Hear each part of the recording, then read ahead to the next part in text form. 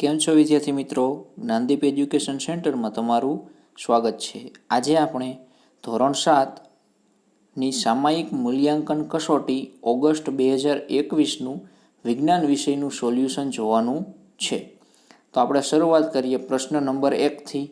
પ્રશ્ન નંબર 1 કીધો છે કે મને ઓળખો.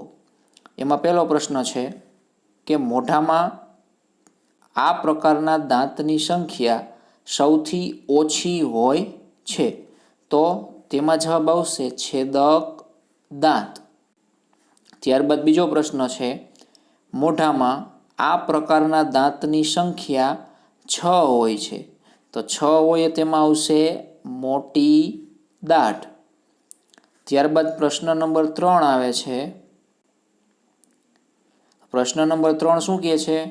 તો કે પતંગની દોરી કાપવા માટે આ પ્રકારના દાંતનો ઉપયોગ થાય છે.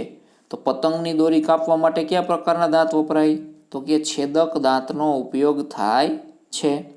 ત્યારબાદ આવે છે પ્રશ્ન નંબર 4.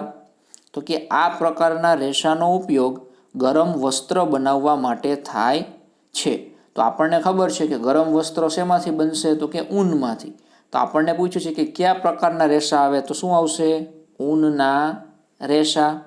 ત્યારબાદ પ્રશ્ન નંબર 5 આવે છે કે આ પ્રકારના રેસાનો તાર મુલાયમ, ચમકદાર અને લચકપણું ધરાવતો હોય છે. તો આપણે એમાંથી કહેવાનું છે કે કયા પ્રકારના રેસાનો તાર એ મુલાયમ, ચમકદાર અને લચકપણું ધરાવતો હોય? તો તેમાં જવાબ આવશે રેશમનો તાર. આ થઈ ગયા આપણા પહેલા પ્રશ્નના 5 પ્રશ્નો. હવે આવે છે પ્રશ્ન નંબર 2.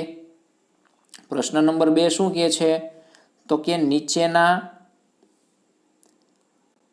ગુણધર્મોને મનુષ્યમાં પાચન, ઘાસ ખાનારા પ્રાણીઓમાં પાચન અને અમીબામાં પાચન એ મુજબ વર્ગીકરણ કરો. આપણે કેવું વર્ગીકરણ કરવાનું છે? તો કે મનુષ્યમાં, ઘાસ ખાનારા પ્રાણીઓમાં અને અમીબામાં. આમાંથી આપણને વાક્ય આપ્યું એમાંથી મનુષ્યમાં પાચન થતું હોય તો એમાં લખવાનું મનુષ્યમાં પાચન થાય છે. ઘાસ ખાનારા પ્રાણીઓમાં થતું હોય તો ઘાસ ખાનારા પ્રાણીઓમાં થાય છે. અને અમીબામાં થતું હોય તો શું લખવાનું? અમીબામાં પાચન થાય છે. તો આપણે શરૂઆત કરીએ પ્રશ્ન નંબર 1થી. પ્રશ્ન નંબર 1 શું કહે છે? પ્રશ્ન નંબર 1 શું કહે છે? તો કે આ પાચનમાં સજીવ ખોરાકને વાગોળે છે. તો ખોરાકને વાગોળે એટલે કયો થશે? તો કે ઘાસ ખાનારા પ્રાણીઓમાં પાચન. પહેલામાં શું આવશે? ઘાસ ખાનારા પ્રાણીઓમાં પાચન. ત્યારબાદ બીજો પ્રશ્ન આવે છે આ પાચનમાં જઠરમાં એસિડનો સ્ત્રાવ થાય છે. તો આપણને ખબર છે કે મનુષ્ય છે તો મનુષ્યના શરીરમાં જે જઠર આવેલું છે એમાં એસિડનો સ્ત્રાવ થતો હોય ક્યારે? તો કે પાચનની ક્રિયા થાય ત્યારે. તો એમાં શું જવાબ આવશે? મનુષ્યમાં પાચન. ત્યારબાદ ત્રીજો પ્રશ્ન છે આ પાચનમાં ખોરાકનો કણ એ ખોટા પગ વડે પકડવામાં આવે છે. તો ખોટા પગ વડે પકડવામાં આવે તો એમાં મનુષ્ય તો આવશે નહીં, તો ખબર પડી જ ગઈ છે આપણને. તો એમાં આવશે અમીબામાં પાચન. કારણ તો કે અમીબા છે એ પોતાના ખોરાકને સૌપ્રથમ ખોટા પગ બહાર કાઢીને ખોરાકને ખોટા પગની અંદર લઈ લેશે અને પછી તેને ગ્રહણ કરશે અને પાચન કરશે. ત્યારબાદ આવે છે પ્રશ્ન નંબર 4. પ્રશ્ન નંબર 4 શું કહે છે? કે આ પાચનમાં રસાંકુરો દ્વારા અભિશોષણ થાય છે. શેના દ્વારા? રસાંકુરો દ્વારા. તો એમાં આવશે મનુષ્યમાં પાચન. ત્યારબાદ આવે છે આ પાચનમાં સેલ્યુલોઝનું પાચન થાય છે.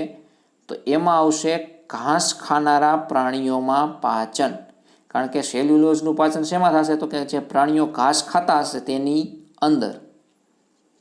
હવે આપણે જોવાનું છે મનુષ્યના પાચન તંત્રની આકૃતિ દોરી કોઈ પણ 3 અંગો દર્શાવો. તો આપણે આમાં જોવો જોઈએ આકૃતિમાં મનુષ્યનું પાચન તંત્ર દેખાય છે. તો મનુષ્યના પાચન તંત્રમાં જોવો જોઈએ અંગો આપણને કીધા, કેટલા બતાવવાના કીધા? 3 અંગો. અને પાચન તંત્રની આકૃતિ દોરો. તો આકૃતિમાં જો તમને જોવા મળશે સૌથી ઉપર શું આવેલું છે? અન્નળી, એની નીચે જઠર, પછી સ્વાદુપિંડ, એની નીચે આવશે નાનું આંતરડું, પછી મોટું આંતરડું, પછી મળાશય અને પછી આવશે મળદ્વાર. તેવી જ રીતે ડાબી બાજુ શું આવશે? પકવાશય, શું છે તો કે નાના આંતરડાને શરૂઆત થવા માટેનો ભાગ છે, પછી તો કે મોટું આંતરડું. તો તમે શરૂઆત જોવો જોઈએ તો સૌથી પ્રથમ શરૂઆત ક્યાંથી થશે તો કે સૌથી પહેલાં પાચન તંત્રની શરૂઆત થશે અન્નનળીથી. શું કામ તો કે આપણે કોઈ પણ ખોરાકને ગ્રહણ કરીશું તો સૌથી પહેલાં ક્યાં જશે? મોં વાટે અન્નનળીમાં. અન્નનળીમાંથી ખોરાક ક્યાં આવશે? જઠરની અંદર. જઠરમાંથી પક્વાશયમાં. પક્વાશયમાંથી આવશે સ્વાદુપિંડ. સ્વાદુપિંડમાંથી તો કે મોટું આંતરડું, પછી એમાંથી નાનું આંતરડું, પછી મળાશય અને છેલ્લે આવશે અપાચિત ખોરાક. શું થશે તો કે મળ દ્વારા શરીરની બહાર નીકળી જશે. તો આ થઈ ગઈ મનુષ્યના પાચન તંત્રની નામ નિર્દેશવાળી આકૃતિ. આપણને કીધા હતા કે કોઈ પણ 3 અંગો દર્શાવો, તો આમાંથી તમને આકૃતિ દોરીને જે 3 અંગો દર્શાવો હોય તમે દર્શાવી શકશો. 3 કરતાં વધારે આ મુજબ તમે દર્શાવો તો તમારો પ્રશ્ન ખોટો નહીં પડે. પછી તો તમારે જે મુજબ જરૂરિયાત હોય એ મુજબ કરવાનું. પછી આવે છે પ્રશ્ન નંબર 4. પ્રશ્ન નંબર 4 શું કહે છે? નીચેના પ્રશ્નોના જવાબ આપો. તેમાં છે પહેલો પ્રશ્ન છે, મનુષ્યમાં નાના આંતરડામાં થતી પાચન ક્રિયા સમજાવો.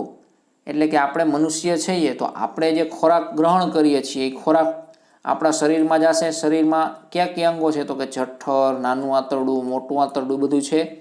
તો એમાં જે નાનું આંતરડું છે એમાં પાચનની ક્રિયા કેવી રીતે થાય તો એ વસ્તુ માટે આપણે જે માહિતી રહી એને વિગતવાર આપણે અત્યારે અહીંયા કહેવાની છે.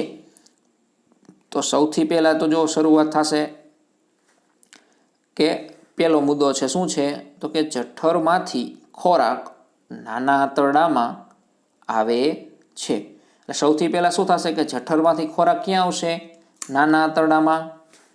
ત્યારબાદ પછી શું છે તો કે અહીં ત્યારબાદ શું છે તો કે અહીં પક્વાશયમાં ખોરાક સાથે યકૃતના અને સ્વાદુપિંડના સ્ત્રાવો અનુક્રમે પિત્તરસ અને સ્વાદુરસમાં ભળે છે. શું કીધું કે પક્વાશયનો ખોરાક છે એ ખોરાક સાથે શું કરશે તો કે યકૃતના અને સ્વાદુપિંડના જે સ્ત્રાવો છે અનુક્રમે ક્યાં ક્યાં? પિત્તરસ અને સ્વાદુરસ. એ બંને શું થશે? અંદર ભળી જશે. એના પછી ત્રીજો મુદ્દો આવે છે. કયો આવે છે? પિત્તરસવાળો. તો કે પિત્તરસ છે તે ચરબીના પાચનમાં મદદ કરે છે. તો પિત્તરસ શું કાર્ય કરશે તો કે ચરબીનું પાચન કરશે. શેનું પાચન કરશે? ચરબીનું. અને પાચન કરશે એટલે આપણા શરીરને ઝડપથી ખોરાક પચી જશે. ત્યારબાદ આવે છે ચોથો મુદ્દો. શું છે? સ્વાદુરસ. તો સ્વાદુરસ શું કાર્ય કરશે તો કે સ્વાદુરસ છે તે કાર્બોદિત, ચરબી અને પ્રોટીનનું પાચન કરીને સરળ સ્વરૂપમાં ફેરવશે. એટલે કે સરળ સ્વરૂપમાં રૂપાંતરણ કરશે. શેનું?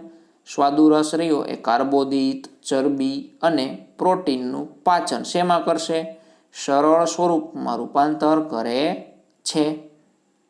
પછી આવે છે છેલ્લો એટલે કે એના પછીનો મુદ્દો કે નાના આંતરડાની અંદરની દિવાલમાંથી સ્ત્રવતો આંત્રરસ પણ ખોરાકમાં ભળે છે અને અર્ધપાચિત ઘટકોનું પૂર્ણ પાચન કરે છે. શું થાય તો કે નાના આંતરડામાં રહેલો અંદરની દિવાલમાંથી સ્ત્રવતો એટલે કે જે નાના આંતરડામાં જે દિવાલ આવેલી છે તેમાંથી જે આંત્રરસ બહાર એટલે કે સ્તરે છે તે શું કરશે? ખોરાકમાં ભળશે. ખોરાકમાં ભળીને જે અર્ધપાચિત ખોરાક છે તેનું શું કરશે? સંપૂર્ણ પાચન કરી દેશે. પછી આવે છે હજી એક એમાં આગળ મુદ્દા આવેલા છે. તો શું છે મુદ્દા? જો તો કે નાના આંતરડામાં ખોરાકમાં લાંબો સમય રહી ત્રણેય પાચક રસોની અસરથી ખોરાકનું પાચન સંપૂર્ણ થાય છે. શું કહે છે કે નાના આંતરડામાં ખોરાક રહ્યો શું થશે? લાંબો સમય સુધી રહીને ત્રણેય પાચક રસોની અસરથી ખોરાકનું સંપૂર્ણ પાચન કરશે. ત્યારબાદ આવે છે મુદ્દો કે પાચનના અંતે કાર્બોદિતનું ગ્લુકોઝમાં, ચરબીનું ફેટી એસિડમાં અને ગ્લિસરોલમાં અને પ્રોટીનનું એમિનો એસિડમાં રૂપાંતર થાય છે. શું કીધું? પાચનના અંતે કાર્બોદિતનું ગ્લુકોઝમાં, ચરબીનું ફેટી એસિડ અને ગ્લિસરોલમાં અને પ્રોટીનનું એમિનો એસિડમાં રૂપાંતર થાય છે. ત્યારબાદ આવે છે મુદ્દો, શું આવે છે તો કે પચેલા ખોરાકના પોષક દ્રવ્યો નાના આંતરડામાં આવેલા આંગળી જેવા પ્રવર્ધો એટલે કે રસાંકુરોમાં શોષાય છે. શું કીધું? પચેલા ખોરાકના પોષક દ્રવ્યો નાના આંતરડામાં આવેલા આંગળી જેવા પ્રવર્ધો એટલે કે રસાંકુરોમાં શોષાય છે. ત્યારબાદ આવે છે પ્રશ્ન નંબર 2, વનસ્પતિએ નાઇટ્રોજન કેવી રીતે મેળવે છે સમજાવો. તો આપણે કહેવાનું છે કે વનસ્પતિ કેવી રીતે નાઇટ્રોજન મેળવે છે. તો જોઈએ આપણે. તો સૌથી પહેલાં શું આવે છે તો કે કઠોળ વર્ગની વનસ્પતિ મૂળમાં રાઇઝોબિયમ બેક્ટેરિયાનો વસવાટ કરે છે. આ બેક્ટેરિયા વાતાવરણમાંનો નાઇટ્રોજન લઈને તેને દ્રાવ્ય સ્વરૂપમાં ફેરવી શકે છે. આ થઈ ગયો મુદ્દો પહેલો. ત્યારબાદ આવે છે કે આ દ્રાવ્ય નાઇટ્રોજનનો ઉપયોગ વનસ્પતિ કરે છે. આમ વનસ્પતિએ નાઇટ્રોજનનો ઉપયોગ જમીનમાં ઓગળેલા નાઇટ્રોજનના ક્ષારોનું શોષણ પાણી દ્વારા કરે છે. પછી શું હતો તો કે આ ઉપરાંત નાઇટ્રોજનયુક્ત ખાતરનો ખેડૂત ઉપયોગ કરે છે. એના દ્વારા પણ શું થશે? જમીનમાં નાઇટ્રોજન ભળશે. ત્યારબાદ આવે છે પ્રશ્ન નંબર 5 કે નીચેના પ્રશ્નોના જવાબ આપો. એમાં પહેલો પ્રશ્ન છે, શું છે પહેલો પ્રશ્ન તો કે લીલા રંગ સિવાયના પર્ણો પ્રકાશ સંશ્લેષણ કરે છે તે તમે કેવી રીતે ચકાસશો? તો આપણે જોઈ લઈએ કે લીલા રંગ સિવાયના જે પર્ણો છે તેમાં પ્રકાશ સંશ્લેષણ થાય તો એ કેવી રીતે થાય આપણે કહી શકીએ. તો ચાલો જોઈએ.